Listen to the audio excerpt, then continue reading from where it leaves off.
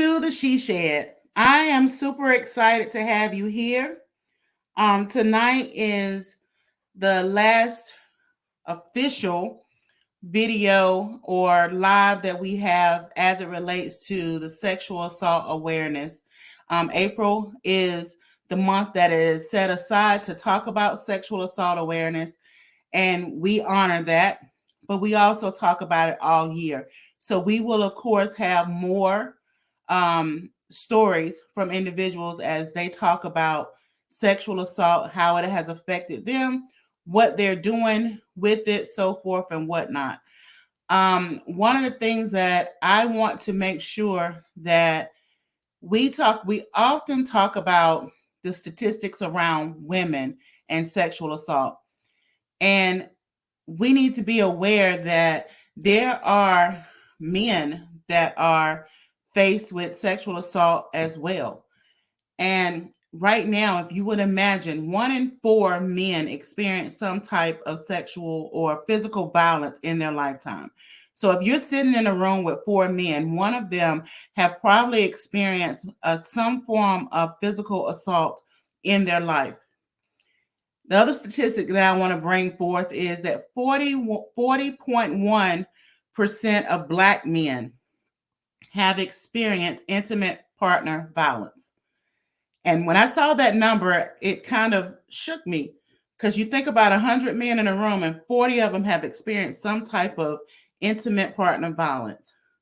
The other thing I want to bring to our awareness is that 25% of current or former athletes have reported being sexually assaulted. 14% of rapes were reported from men. So I'm saying these statistics because I want us to be aware that sexual assault does not discriminate. It affects man and woman. And tonight I'm excited. If you saw my video on social media, you know that I am super excited to have my guest tonight, not because of the conversation that we're having, but just because he is my friend. He is my, I don't even know how to explain him.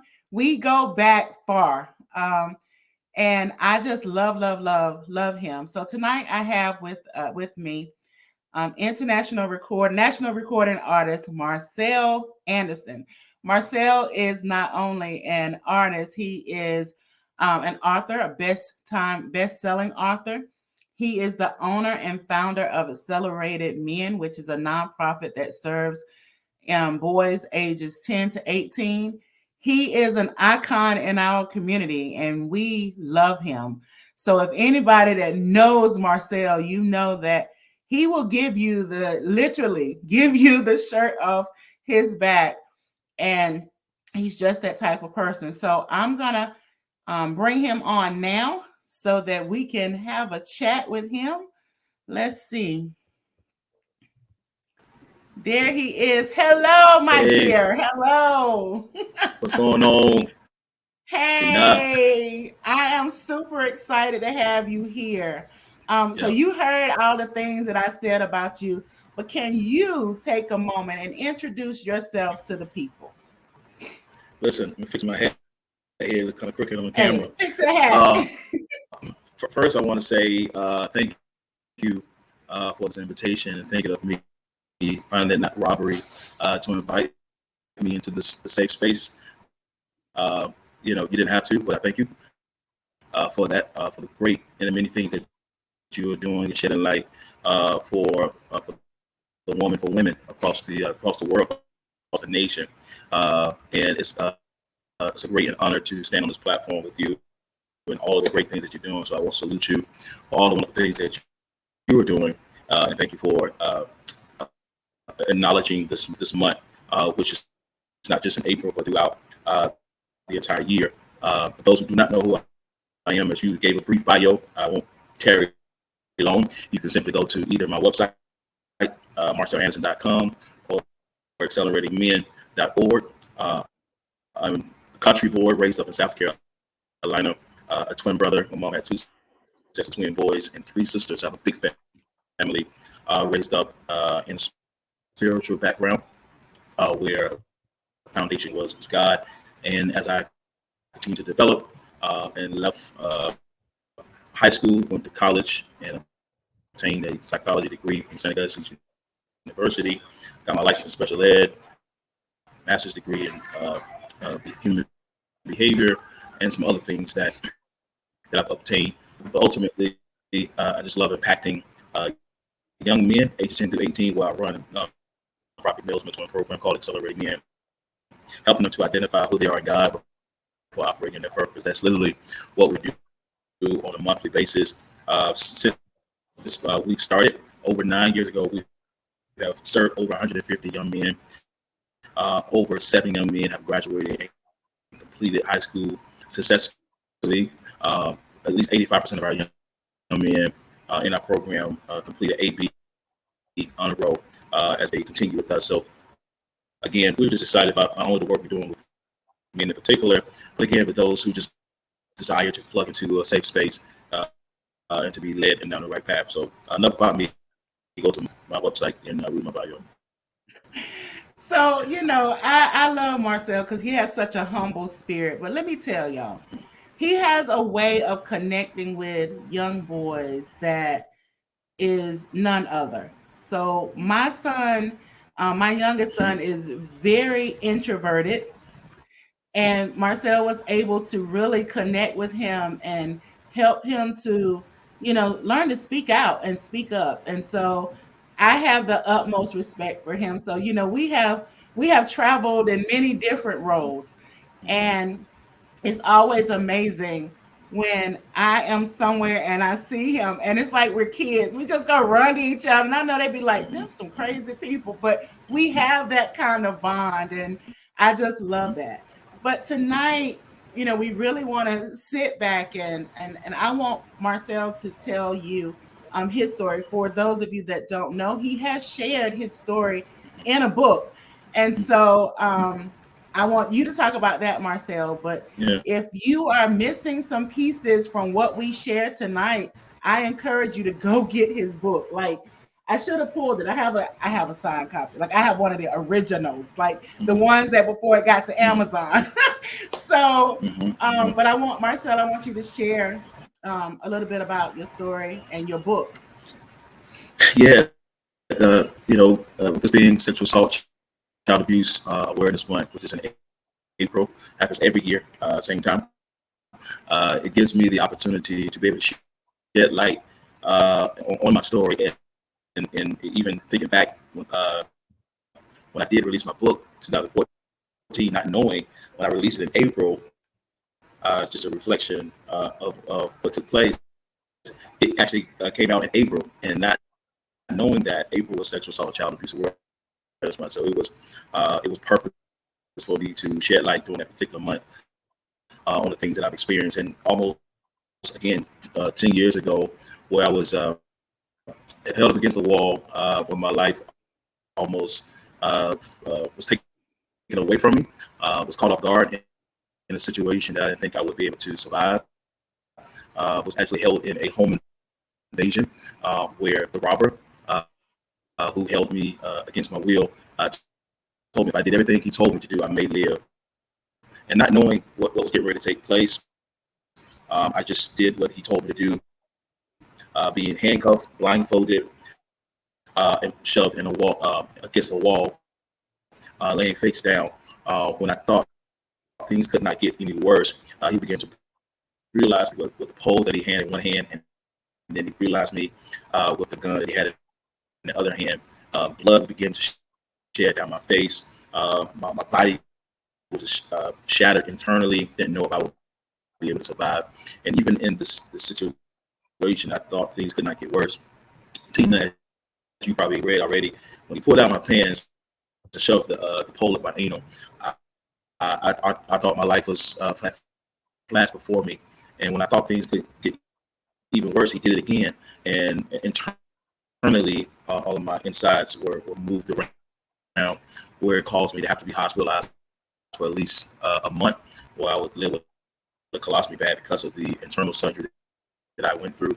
And again, it's learning how to walk again, again being embraces and having when a catheter. I mean, just having just do so much therapy and the road to recovery at that time was very difficult. But as I continue to go through the process of recovering, even over 10 years ago, spiritually, mentally, emotionally, socially, still more work to do. Right, I'm grateful that I was able to survive and thrive over that hump of that. But I always sit there in my room or in just in moments and reflect on, wow, like, how did I get here? Because again, just thinking through what I experienced, it was tough mentally. Having to go through professional counseling was oftentimes all discredited from the spiritual world or individuals who believe that a pastor can just save you. God can just save you. Yes, He is a savior and He will rescue you. But on earth, as it is in heaven, God That will part. give you the right. God will give you the right people to connect with you, and the professional counselors who have gone through the hours and the work who can help you navigate through your stuff, through your mess, through the things that you unexpectedly did not see coming. So now you have to deal with this before it deal with you, because either way you're gonna have to deal with it. If not, it's gonna deal with you. So just being a male sexual assault survivor at that time, I didn't think that any other male could go through this. So I began to get online and search who else have gone through this. I'm a black male, age 24, who've been sexually assaulted. What are people saying about this? What do I say to people when I share my story? I didn't know what to say, but I began to research and find other organizations, male survivor, 1in6.org, RAIN, No More, so many other organizations called the men who spoke viciously about this social issue that we're dealing with. As you know, the statistics that you said, 1 in 4 men will be sexually assaulted in their lifetime. 1 in 6 young men before the age of 18 Oh, wow. will be sexually assaulted. 1 in 5 young ladies, as you know, will be sexually assaulted before the age of 18. And again, I love what you said. I think on social media, these are the reported statistics. So think about those who are not reported, because men are less likely to report, right, these cases. So to imagine men starting to come out and advocate and begin to plug into different situations and begin to share what they've experienced, those statistics could potentially be a little bit different. Mm-hmm. But the reality is that we are moving the needle. We are having more conversation around this. You are part of that advocacy work by hosting these podcasts and sharing this. And I hope that people plug into these conversations and know that men are part of the conversation. When we talk about Me Too, I talk about men too. Men are part of the Yes. conversation, and we have to know that men suffer in silence. They walk in silence, and they're challenged by what they've been through. And if they don't deal with it, it's going to continue to deal with them, whether they get married or they don't get married. They live through life before they die. They're going to deal with that to the grave. So if they want to be purpose to live in life, if you understand that you're still here, that means it's still purpose. So that means things that you can work through and get through to understand that you have purpose beyond your situation. Wow. You shared a lot, and I just want to say thank you for being so free. And I'm glad you feel like this is a safe space and that you can share. But I did not feel like you wouldn't, because that's just who you Mm-hmm. are. And Mm-hmm. you are, it is all about bringing awareness to what is going on. But it was a very interesting fact that you said 1 in 5 boys. 1 in 6 young men will be sexually assaulted before the age of 18, Wow. and 1 in 5 young ladies will be sexually assaulted before the age of 18. Different from 1 in 4 in terms of the inclusiveness. Overall. Yep, yep, yep, Yeah. yep. So it's just amazing to me. And we take it for granted, and we just don't even, sometimes, I'm not going to say always, but sometimes we take it for granted that that statistic is that high. And Mm-hmm. we've already discussed, most men are not going to report it. They're not going to say Mm-hmm. anything. And so my question would be, if, you know, because I know that you do, I know, 1 year you did it was a 24-hour broadcast, and it Mhm. was like so many different men that came up and was talking about their experiences. I thought that was powerful, because it is needed. So my thing is, what would you like to see in the community where we are able to provide a space for men to be honest and true and share this information? What would that look like for you? Yeah, that's a really good question, and I don't have all the answers, but I do have an answer to be able to share, things that I'm doing. I think one starting like this, having these conversations, whether you're female, male, adult, young person, no matter what age you are, you're not too young or too old to start the conversation around what's happening. And it's the reality is that it does happen. And I'm not saying it's going to continue to happen, but statistics shows that it's continue to happen. We do this to be able to prevent it from happening, whether it's in the families, in the homes, on the street. How do you be able to respond when you do see something to that magnitude take place, or you see it potentially taking place? How do you get in front of it? So that's the prevention word. How do we prevent this from taking place? And understanding the signs at a very early age, from childhood on into adulthood, understanding how we can have those real hard conversations at home. I think it's taboo conversation in our homes, where we understand that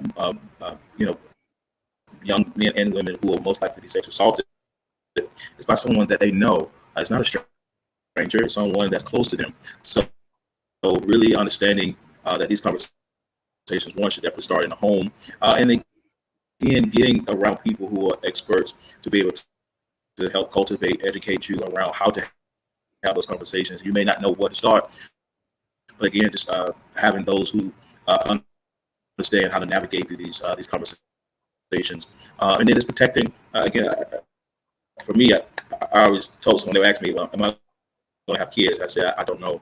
I said, if I have a kid, I just know me at this point, I would be very protective of them, right? Just because of the things I've been through. Again, I'm continuously evolving in all of what I went through, and I've come a long ways. But there's certain things that I continue to think through as I get older and I continue to heal even more. That, well, I never thought about that until I had to approach it. If I'm in a relationship with someone, if they want kids, and if I don't want kids, why don't you want kids? Now we're going back and forth. I got to explain myself. But I'm thinking about safety in the home. So going back to that, that's why was kind of talking about that, starting that conversation in the home. I think too, just go ahead. Yeah. Mm-mm, go ahead. Go ahead. This connecting to local resources that are available, and when you do see it happening, because the different events are happening, it's just it's a taboo conversation. People feel like they don't need to be there, they don't need to be a part of that conversation because it doesn't affect them. It affects everyone. Again, I think it's one of those things where we have to really pressure the community and legislation and city councilmen to really push this envelope around this conversation a little bit more, showing up at the different council meetings Absolutely. and legislation around this conversation to be able to push the conversation itself. Yeah. Absolutely. And you are, backing up for a moment. One of the things we want to make sure is, realizing and understanding that it does not make you less of a person to get help. Like that is one of the statistics, and well, just the things that I've seen with male and female is there is this stigma that like you were saying earlier. Yes, God is there and he's going to help you, but he gave these skills to individuals to help guide through. We have to tap into that. There's a shirt that I saw and I want to get it. It says, I have Jesus and a therapist. Like you Hmm. need both. It's Hmm. not one or, you need both. And Hmm. I'm just so glad that you said that out loud, because so Hmm. often we in the community, we don't see that. And let's call it like it is, especially in the Black community. We don't believe in therapy. And we have to realize and understand that that is a key component when we're dealing with something like sexual assault or any kind of abuse. That Hmm. is key. So you talked Hmm. about, so you said, you're still in recovery. And I think that anyone that, let's just put this out here. I don't care who you are, male or female. I don't care how strong you think you are and how healed you think you are. There is something that can trigger you to take you all the way back. I don't care where you are in the process. And like you were saying, it could be a relationship, it could be a commercial, it could be someone walking down the street. So Hmm. I just want to make sure that, anyone that's listening and saying, well, I thought I had healed from that, realize and understanding. Marcel and I both are survivors, and we've shared our stories, but realize and understand we're telling you that even after, with Marcel 10 years, with me, I don't even know how many years, it has, mine is 33 years. But even Oh. in that, I still have moments. We Hmm. still have moments. So don't let anyone or anything make you feel like you're less than because you have a moment. It's a matter of just not staying in that moment. Would you agree? Hmm. Oh yeah, absolutely. I think for me personally, from my own experience and just understanding that healing is different levels of healing. At different levels, you continue to grow. You separate to elevate. Once you separate from that, you elevate from that to help you continue to know that, hey, you belong here. And the reality is, as you elevate in whatever capacity that you're in, whether it's career, spirituality, community, and all facets of life, you continue to grow, you continue to mature. So as you continue to do that, there's different stages of your life. You continue to find different people on different levels, and people personalities are different from others. You never know who you're going to come in contact with. So you have to, figure out how do you approach life in its totality. What I mean by that is that you have to really deal with yourself before the problem, the situation deal with you. Because the reality is this in terms of this is psychoanalyst by the name of Eric Erickson talks about the 8 to 9 stages of development, identity development, and he talks about at every stage there's growth that's taking place, right?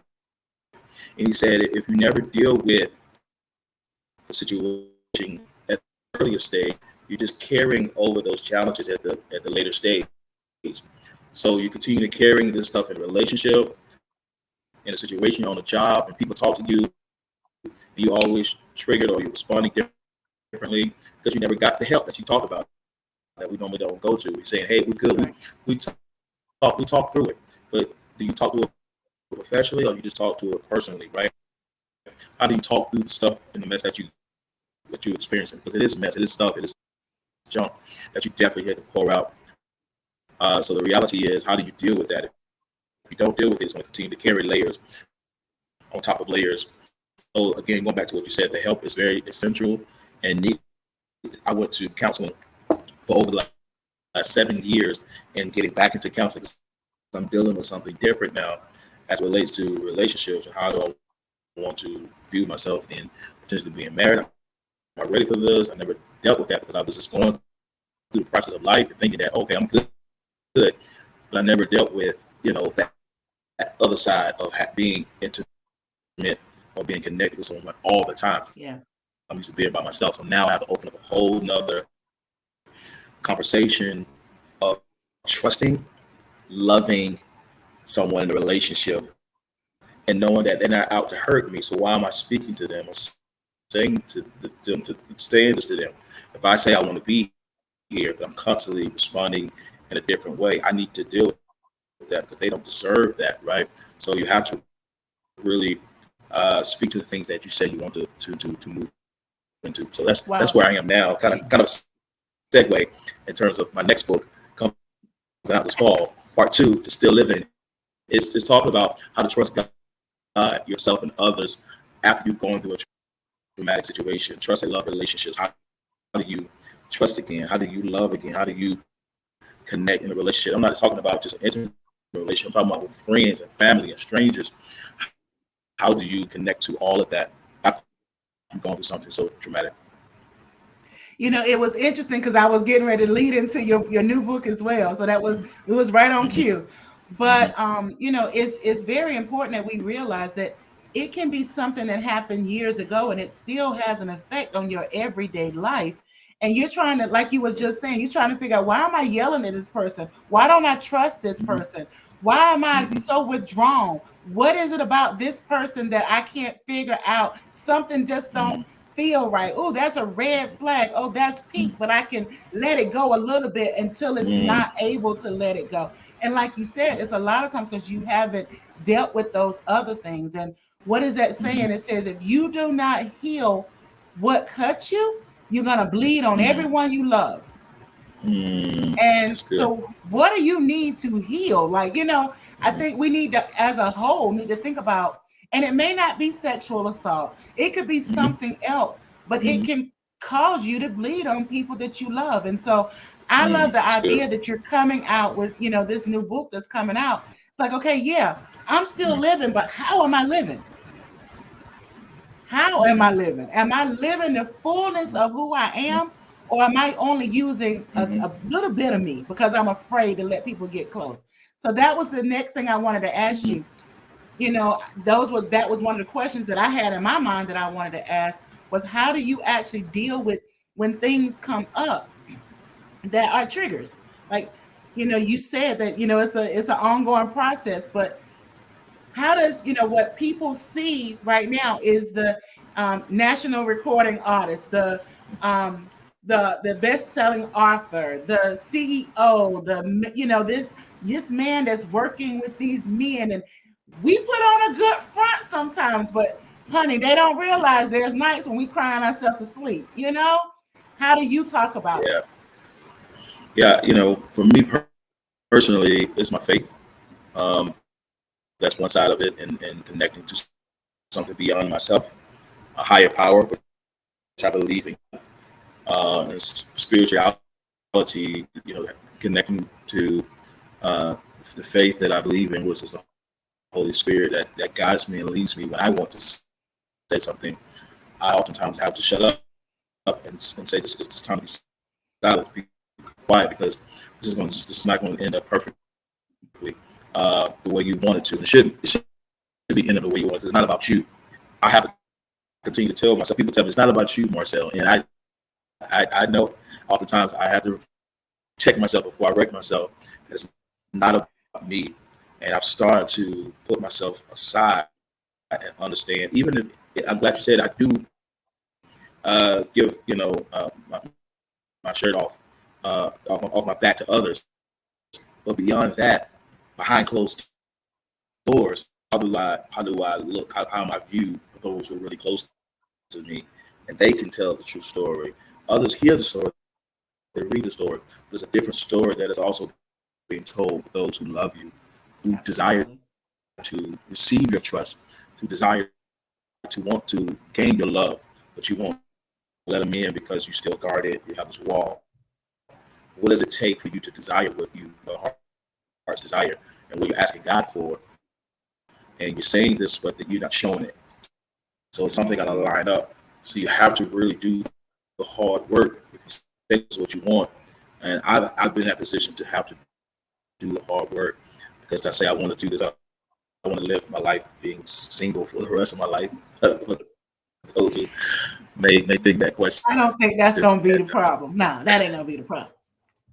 Yeah, it's just those who can put up with me, and know that, hey, uh, I'm not easy to get along with behind closed doors, but I'm easy to get along with behind closed doors. I know that's probably crazy to say it that way, but I'm not that hard, but I can be when when I feel like uh, I'm having to give myself away wholeheartedly and I'm not ready. But yeah, that's a whole other conversation. Read the book. You're gonna hear all that Exactly. Read the book. Read the emotion. book. I'm gonna be really emotional and mushy in the book, but I'm also gonna just really just express some past relationship that I've experienced that I've that I ruined uh, because of my situation, and I messed up because of my situation. And I remember being in a relationship. I won't say their name after my my incident, it was so bad that the person I was in a relationship with or was courting at the time had to go through therapy. It wasn't nothing physical that I went through, just verbally, and just seeing me be discombobulated and going through PTSD and traumatized by just things that I've experienced, and them trying to fix me. They could not fix me, and the fixing, they needed fixing themselves because of what I went through. Yeah. So, okay, so you said something that was key right then. You was like, we talked about it before, but I really want to make sure that people understand what you're saying. It can sometimes it's not the current situation that's causing the problem, it's the residual effects of what happened that's causing the problems. But if you don't know that and you're not willing to accept that, it looks like it's a problem what's going on right now. And so I'm glad that you're coming out with this book and being very transparent and saying, look, like you said, I messed this up. It was me, being Mm-hmm. real. Because one of the things that we won't do is we won't call ourselves out. We blame Mm-hmm. everybody else. And so Mm-hmm. I'm glad that you're saying that. The other thing I want to bring up that you were saying was just being true to where you are right now. No one, there is no timeline. You don't have to do it in any certain moment. It's kind of like grief. And it is grief because you think about it like this. This is how I deal with my situation is that I deal with it as grief and realizing I have to bury the person I was before so that I can be the Mm-hmm. person I want to be now. Mm-hmm. Because we want to Yep. try to go back to the way it was, and that person no longer exists. Mm-hmm. And so I would Like I say say, to anyone that's out there, or what would you say to someone that's out there that's dealing with, the situation and saying, but I should be over this. When does it stop? When is it end? When does the pain end? What would you say to them? I would say this Isaiah uh, 43:18-19. I may be paraphrasing most of it, but it says, old things have passed away. Behold, God has made all things new. He's putting springs of water in your dry lands. So God is putting springs of water in your dry lands, those things that have been dry, things that have been old, things that have been of the past. He wants to put something new into your life, but you just keep thinking about it, you keep pondering on it. If you just believe and trust in the system and plug into the right outlet and receive the right energy, the right information, the right support, you can you can move past that situation. But you have to get past yourself. You got to move past the things that you keep holding on to, and this can be difficult. It can be difficult. Oftentimes, you may stay conformed to things that you're so used to being in, and you don't transform your mind. You have to transform your mind. And mind is a devil's playground. Not to be spiritual, but just saying that the mind can play tricks on you. It's a terrible thing to Absolutely. waste. Maya Angelou said, but it can play tricks on you. If you don't transform it, if you don't feed it with the right nutrients, you have to feed your mind just like you feed your body. You feed your life. You have to keep it healthy in order for you to So be able so to do it. two So two things I want to say. So someone put up a comment, and it says, "I love the fact that doing the work means having accountability for you and not Mhm. taking responsibility for the other person." Absolutely, like you are not Yeah, that's responsible. good. I tell people all the time, you're not responsible for what someone did to you, but you are Hmm. responsible for how you react. That's what you're going Hmm. to be held accountable for. The other thing you said, transforming your mind. So, what are some things that you have used outside of therapy that is transforming your mind? Yeah, from, just going outside, connecting with nature more, uh, appreciating trees, the birds, and having conversation with animals. And I'm not crazy, I promise you that. Uh, but I've had conversations, whether they talk back or not, or they just stare at you and keep eating nuts.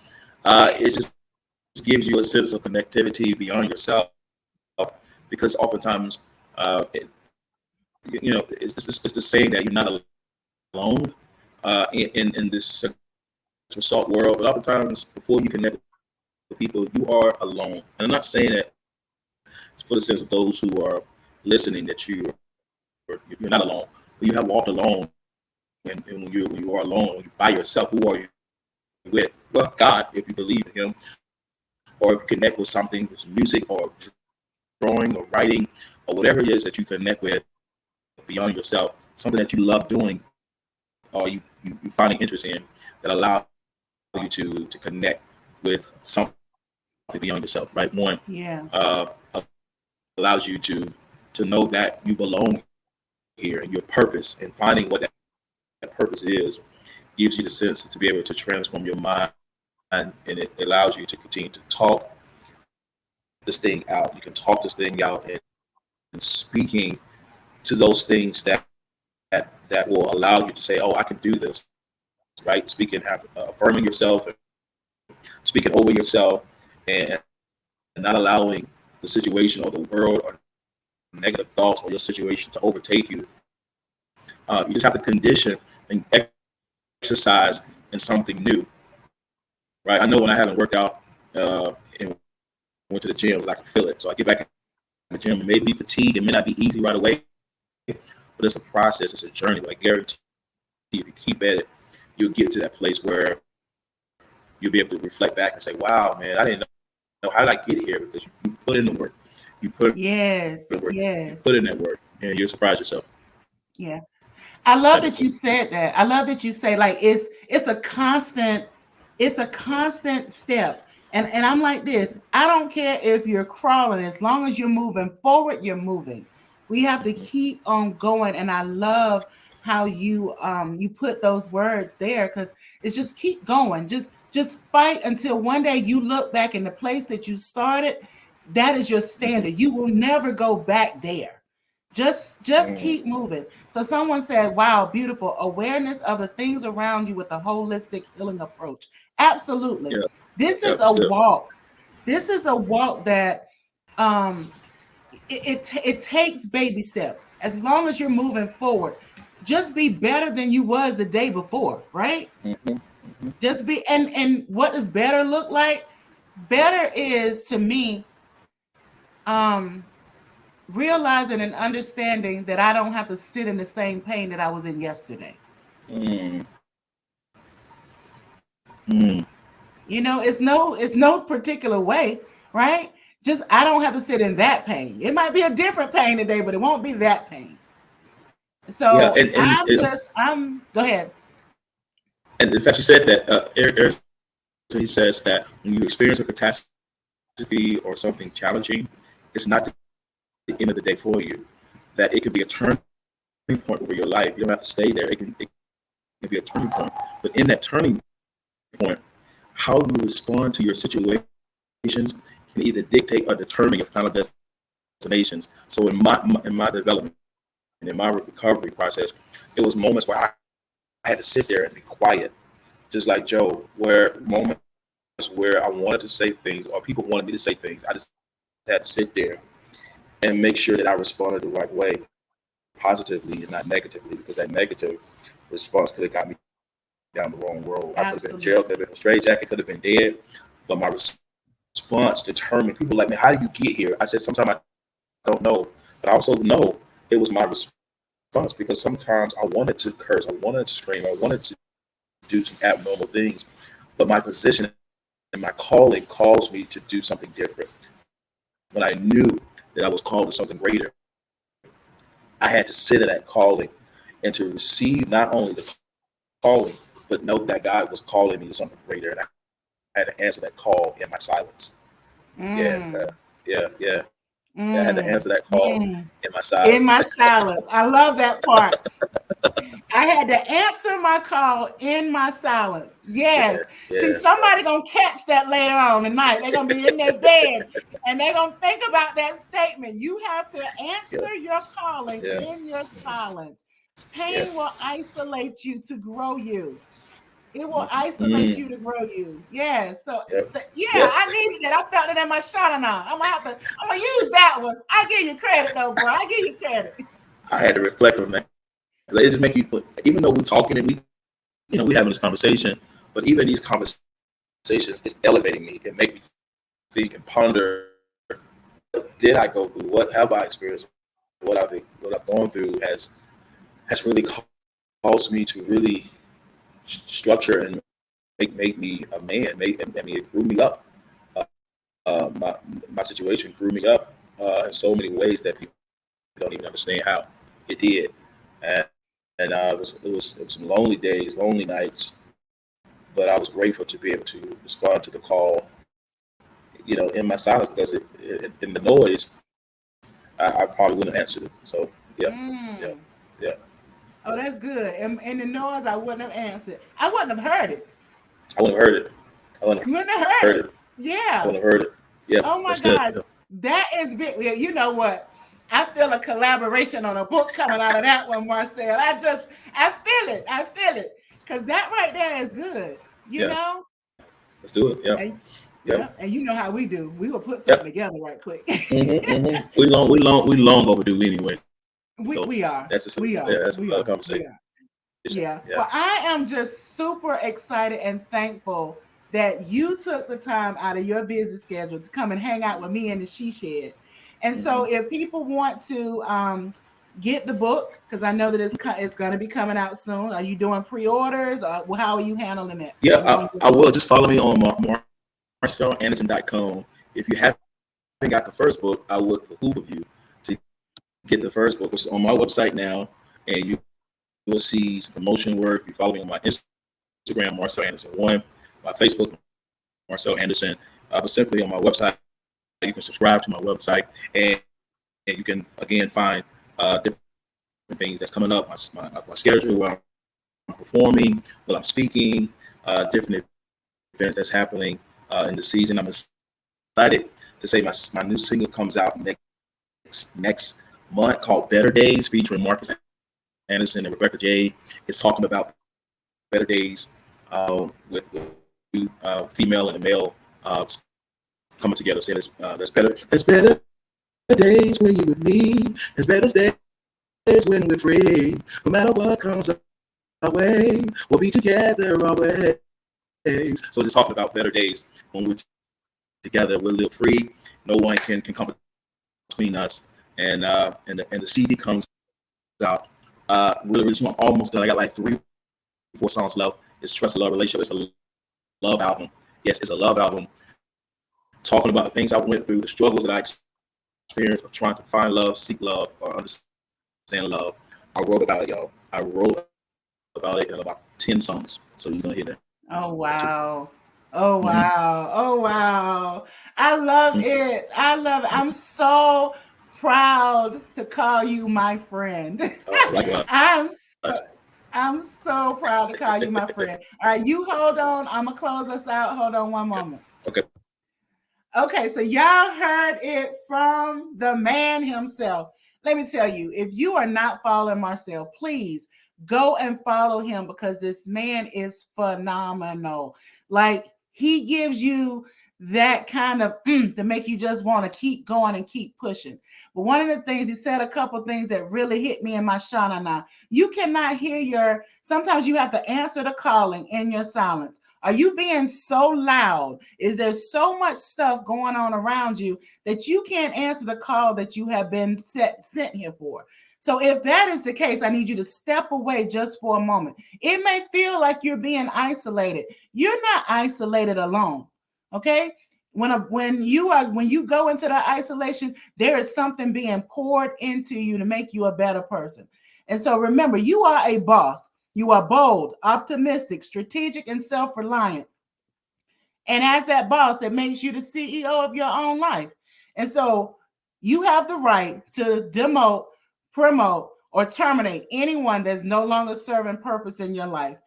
And that includes your own thoughts. So get out of your head and be everything that you have been called to do. I love you all, and I will see you next week on the next episode of the She Shed.